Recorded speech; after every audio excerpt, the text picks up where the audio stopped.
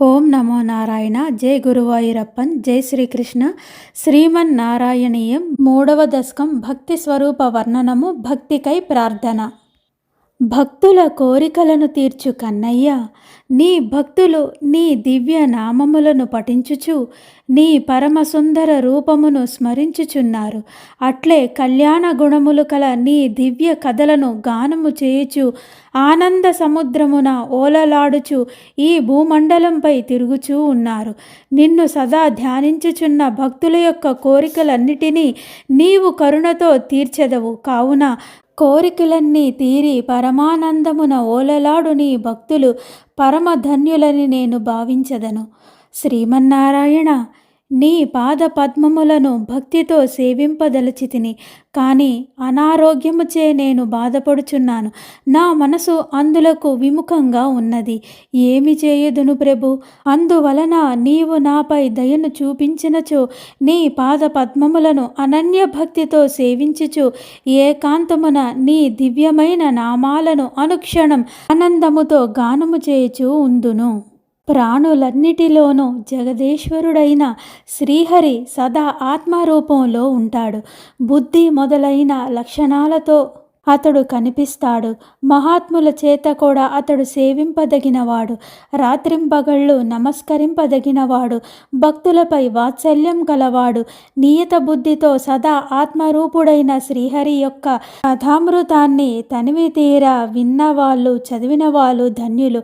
అట్టివారు కుటిల విషయాలతో ఆసక్తి లేనివారుగా మారి తమ శరీరాలను త్వరగా విడిచి విష్ణుమూర్తి యొక్క పాద పద్మాల యందుకు చేరుకుంటారు. స్వామి, నీ అనుగ్రహం కలిగినచో ప్రాణులకు సిద్ధించినది ఏమి ఉండును?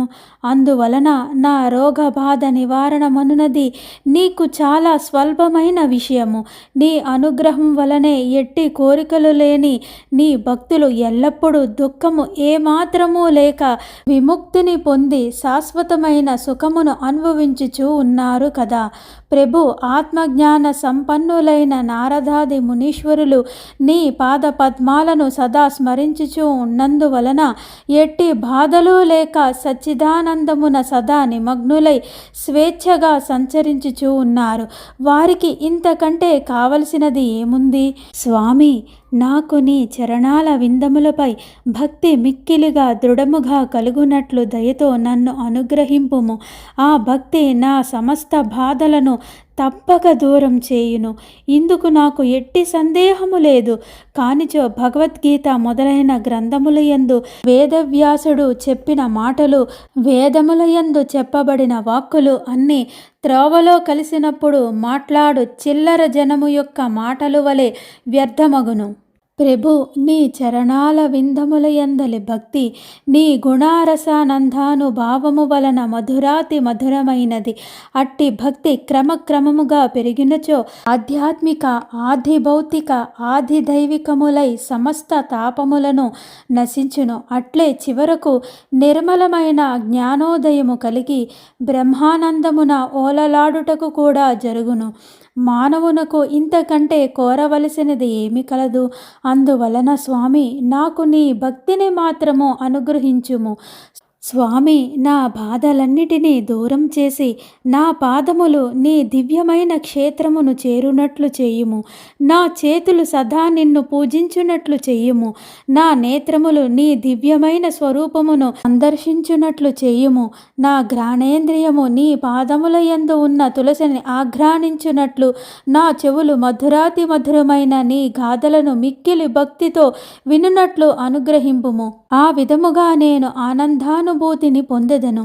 పరబ్రహ్మ స్వరూపుడవైన విష్ణుని నామ సంకీర్తములు వినని చెవులు కొండ గుహలతో సమానము. ఆమె యొక్క పద్యాలను చదవని నాలుక కప్ప నాలుకలు, లక్ష్మీనాథుని చూడని కన్నులు నెమలి కన్నులు, కమలాక్షుని పూజించని హస్తాలు శవము హస్తాలు, శ్రీహరి పాదాల మీద తులసీదళ వాసన చూడాలని కోరుకులేని ముక్కు పంది ముక్కు. స్వామి, నేను ఎప్పుడూ నీ దివ్యమైన స్వరూపాన్ని చూసే అదృష్టాన్ని, అనునిత్యం నీ నామస్మరణ చేసే భాగ్యాన్ని, ఎప్పుడు నీ దివ్యమైన క్షేత్రాలను సందర్శించే భాగ్యాన్ని నాకు ప్రసాదించు తండ్రి. స్వామి మిక్కుటమైన శరీర వ్యాధులతో మానసిక బాధలచే మిక్కిలి చంచలమైన నా హృదయమునందు పరమానందదాయకమైన నీ మనోహరమైన రూపము ఉదయించినట్లు చేయుము. అందువల్ల ఆనందామృతమందు మగ్నుడనై శరీరమంతయు గగురుపాటు చెందగా ఆనందాశ్రువులు జాలువారగా ఏమాత్రము తగ్గని సమస్త బాధల సహితం మరిచిపోతాను తండ్రి.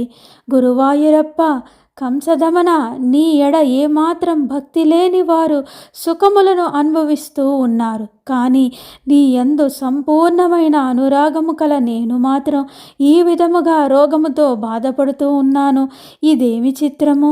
భక్తులు కోరిన వరములొసగే స్వామివి, దీని వలన నీకు చాలా అపకీర్తి కలుగును కదయ్యా. అది సముచితము కాదు కదా. దయతో నా రోగభారమును తగ్గించి వెంటనే నన్ను నీ భక్తులలో శ్రేష్ఠుడిగా చేయుము.